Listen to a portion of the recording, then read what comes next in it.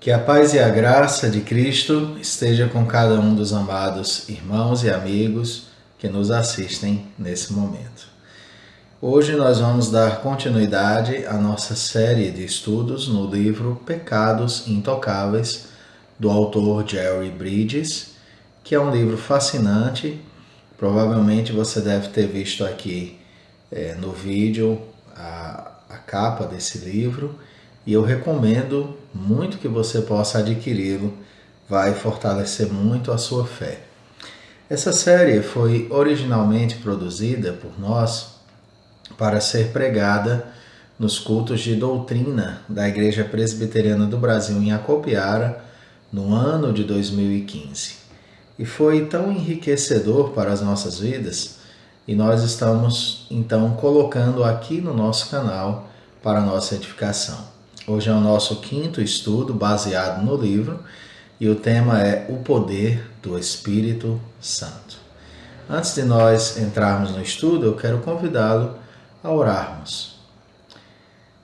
Querido Deus, muito obrigado por nos dar a graça de lutarmos contra esses terríveis males da nossa natureza caída e buscarmos no Senhor forças para lidarmos com os nossos pecados. Sem sombra de dúvidas, nós seríamos bem mais úteis em Tuas santas mãos se nós zelássemos mais pela nossa intimidade contigo e varrêssemos com mais empenho do nosso coração as velhas sujidades do pecado que outrora movia a nossa vida, dominava a nossa vida.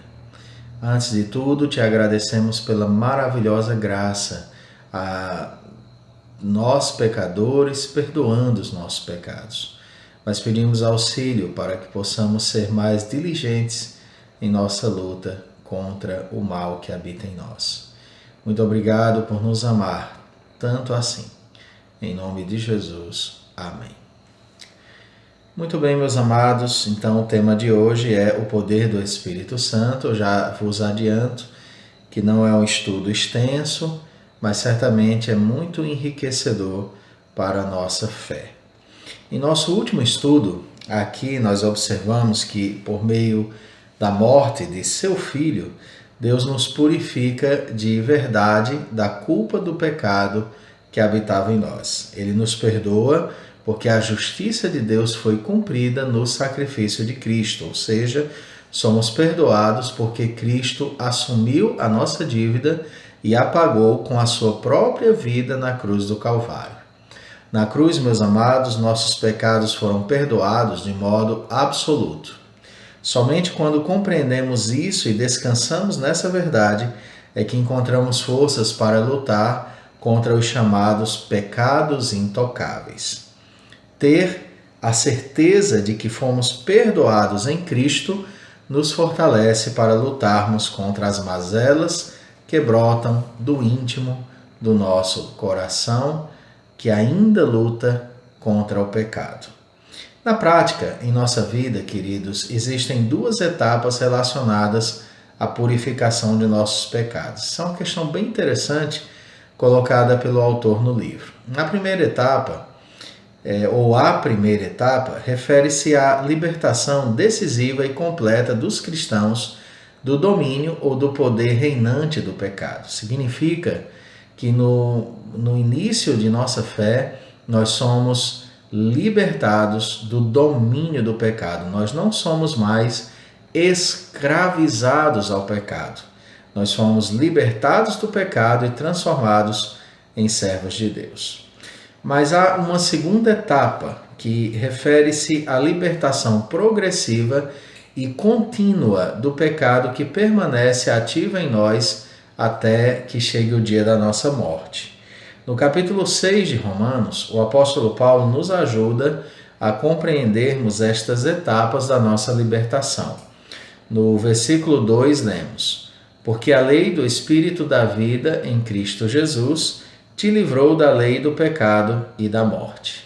Somos informados que já morremos para o pecado em Romanos 6,8 e vemos então o aspecto definitivo desta libertação. Romanos 6,8 diz: Ora, se já morremos com Cristo, cremos que também com Ele viveremos. O que isso significa? Isso significa, queridos, que por meio da morte de Cristo nós também morremos, tanto para a culpa que o pecado nos aflige, como para o seu poder reinante em nós. Deus nos libertou do império das trevas, conforme Colossenses 1, de 13 a 14. É um dos textos mais belos da carta aos Colossenses. Diz assim: Ele nos libertou do império das trevas e nos transportou para o reino do Filho do seu amor, no qual temos a redenção, a remissão dos pecados. Queridos irmãos, Deus proveu esta libertação para nós no momento em que fomos regenerados e cremos em Cristo. No mesmo capítulo 6 de Romanos, apesar de já termos sido libertados do domínio do pecado e de sua mais terrível consequência, o apóstolo Paulo nos incentiva a lutarmos constantemente contra ele.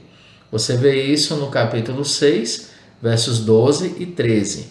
Não reine, portanto, o pecado em vosso corpo mortal, de maneira que obedeçais às suas paixões, nem ofereçais cada um os membros do seu corpo ao pecado como instrumentos de iniquidade, mas oferecei-vos a Deus como ressurretos dentre os mortos, e os vossos membros a Deus como instrumentos de justiça.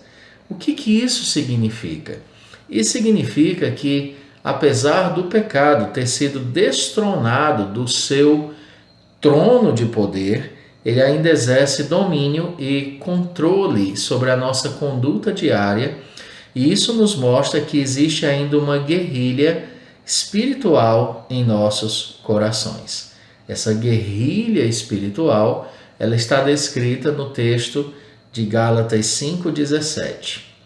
Esse texto diz: Porque a carne milita contra o espírito, e o espírito contra a carne, porque são opostos entre si, para que não façais o que porventura seja do vosso querer. Percebam, irmãos, que esta luta entre os desejos da carne e do espírito, ela é uma luta diária. Com respeito aos pecados sutis, ela é ainda mais intensa, pois mexe com o que está no íntimo do nosso coração.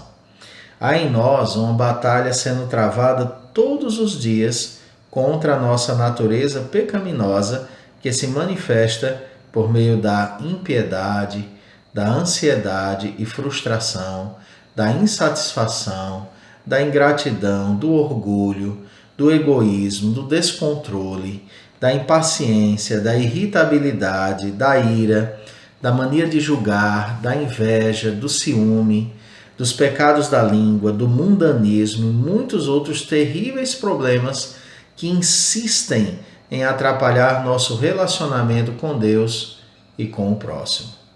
Então, às vezes nós não levamos em consideração que precisamos combater essas questões. Ansiedade e frustração, insatisfação, ingratidão, orgulho, egoísmo, descontrole, impaciência, irritabilidade, ira, mania de julgar, inveja, ciúme, pecados da língua, mundanismo e tantas outras coisas que fazem parte ainda, em algum momento, manifestando-se na nossa conduta. Veja, somos filhos de Deus, mas ainda conseguimos ficar tomados de ansiedade. Somos filhos de Deus e ainda somos afligidos, às vezes ainda temos atitudes orgulhosas, manifestamos ingratidão, nos iramos, às vezes sentimos invejas e ciúmes a despeito de Cristo ser o nosso Senhor e a despeito de sermos alcançados pela graça. Quando eu vejo essa lista e imagino os outros muitos itens que não estão aqui, eu percebo o quão ainda somos edifícios, projetos inacabados ainda. Há muita coisa em nós que necessita ser tratada. Agora, o segredo para derrotarmos diariamente o pecado é apresentado pelo apóstolo Paulo em Gálatas 5:16. Eis aí o segredo. Digo, porém, andai no Espírito e jamais satisfareis a concupiscência da carne. Essa é a receita. Em termos práticos, vivemos sob o controle do Espírito à medida que sujeitamos diariamente os nossos pensamentos à vontade moral do Espírito revelada na Bíblia e procuramos obedecer a ela. Nós viveremos na dependência do Espírito Santo, meus irmãos, quando nos sujeitarmos de todo o nosso coração àquilo que ele nos revela em sua santa palavra. Há um princípio fundamental na vida cristã que pode ser chamado de responsabilidade dependente. Ou seja, somos responsáveis diante de Deus por obedecermos à sua palavra e matar os pecados em nossa vida, tanto os chamados aceitáveis como os obviamente não aceitáveis. Todavia, querido, esta é uma tarefa que somente conseguimos fazer estando sob a dependência do Espírito Santo. Nós nunca, escute bem isso, nesta vida seremos perfeitos. Nós nunca seremos perfeitos neste mundo, mas na dependência do Espírito Santo, nós vamos progredir pouco a pouco até que chegue aquele dia final na nossa vida, quando então, no último suspiro, seremos aperfeiçoados para adentrarmos na glória.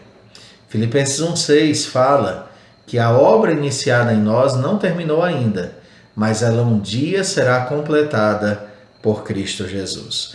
Vejam vocês, Filipenses 1,6 diz: estou plenamente certo de que aquele que começou a boa obra em vós há de completá-la até o dia de Cristo Jesus.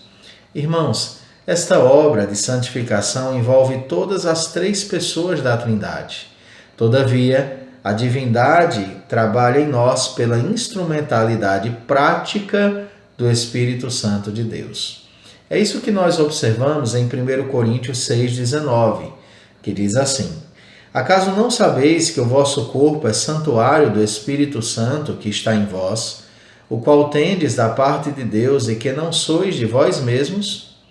Paulo roga ao Pai, queridos, para sermos fortalecidos interiormente pelo poder do seu Espírito, conforme Efésios 3,16.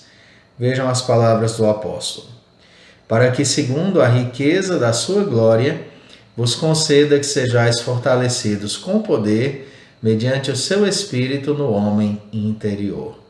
A Bíblia revela, queridos, que o Espírito Santo trabalha com vistas a nos deixar cada vez mais parecidos com Cristo. A obra do Espírito Santo em nós é nos tornar a semelhança de Cristo, no sentido de sua piedade. O Espírito Santo nos leva a amar a Cristo, a desejar imitar-lhe e a desejar servi-lo de todo o nosso coração.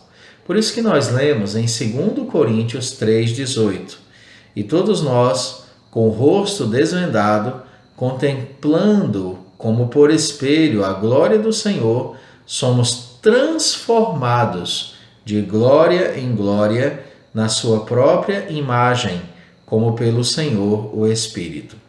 Temos de crer, então, queridos, que não estamos sozinhos na batalha contra estes pecados sutis, visto que o Espírito que habita em nós nos auxilia nesta luta diária, à medida que andamos nele, ao andarmos em seu pensamento revelado na Bíblia Sagrada.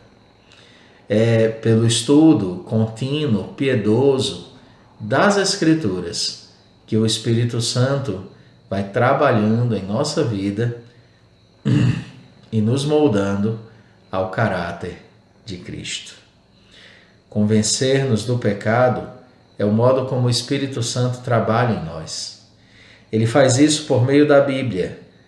Bíblia esta que ele inspirou. 2 Timóteo 3,16 diz: toda a Escritura é inspirada por Deus e útil para o ensino, para a repreensão, para a correção, para a educação na justiça. E o verso 17 diz: a fim de que o homem de Deus seja perfeito e perfeitamente habilitado para toda boa obra. O Espírito também age por meio da nossa consciência, ao passo que ela vai sendo esclarecida e sensibilizada pelos ensinos da Bíblia. Outra maneira pela qual o Espírito trabalha em nossa vida é nos capacitando e fortalecendo para lidarmos com o pecado. Vemos isso em Romanos 8,13. Porque se viverdes segundo a carne, caminhais para a morte. Mas se pelo Espírito mortificardes os feitos do corpo, certamente vivereis. E em Filipenses 2, verso 12 e 13, nós lemos: assim, pois, amados meus, como sempre obedecestes, não só na minha presença, porém muito mais agora na minha ausência, desenvolvei a vossa salvação com temor e tremor, porque Deus é quem efetua em vós tanto querer como realizar, segundo a sua boa vontade. Que maravilhoso saber que nessa luta tão aguerrida contra o pecado, nós não estamos sozinhos. Deus está conosco. Nós aprendemos também em Filipenses 4,13 que podemos suportar todas as coisas se estivermos debaixo daquele que nos fortalece. Tudo posso naquele que me fortalece. Em outras palavras, meus amados, aquele que nos habilita a lidarmos com a nossa própria natureza caída e os desafios que se desenham nesta vida para o nosso aperfeiçoamento, não é outro senão o Espírito Santo do Senhor. Prosseguindo aqui, a Bíblia também nos mostra que a obra do Espírito Santo operada em nós é uma obra monergística, ou seja, ela não precisa de minha participação ativa. Nossa participação é sempre passiva diante da graciosa obra de Deus em nós. Vê-se isso com clareza em Hebreus 13, versos 20 a 21. Ora, o Deus da paz, que tornou a trazer dentre os mortos a Jesus, nosso Senhor, o grande pastor das ovelhas, pelo sangue da eterna aliança, vos aperfeiçoe em todo bem, para cumprirdes a sua vontade, operando em vós o que é agradável diante dele, por Jesus Cristo, a quem seja a glória para todo o sempre. Amém. Meus irmãos, mesmo nos piores dias, quando não conseguimos quase nenhum avanço na batalha contra o pecado, podemos ter certeza de que o Espírito Santo continua trabalhando em nós. É bem possível que, apesar de sofrer com o nosso pecado, Efésios 4,30 diz: e não entristeçais o Espírito de Deus, no qual fostes selados para o dia da redenção. Apesar de haver essa possibilidade de entristecermos ao Espírito Santo, ele usa esse pecado para nos ensinar a sermos humildes e clamar a Deus em dependência cada vez maior. Outra forma do Espírito Santo trabalhar em nós é por meio da providência de Deus. Deus não nos tenta, conforme Tiago 1, de 13 a 14, mas permite que lidemos com as situações difíceis, com vistas a fortalecermos nossa musculatura espiritual e desenvolvermos vigor na luta contra o pecado. Diz a Bíblia: ninguém ao ser tentado diga, sou tentado por Deus, porque Deus não pode ser tentado pelo mal e ele mesmo a ninguém tenta. Ao contrário, cada um é tentado pela sua própria cobiça, quando esta o atrai e seduz. A Bíblia, meus amados, nos revela que Deus está no controle absoluto de todas as coisas. Em Lamentações 3, verso 37 e 38, diz assim: quem é aquele que diz e assim acontece quando o Senhor o não mande? Acaso não procede do Altíssimo tanto o mal como o bem? Vemos o mesmo princípio presente em Romanos 8, 28. Sabemos que todas as coisas cooperam para o bem daqueles que amam a Deus, daqueles que são chamados segundo o seu propósito.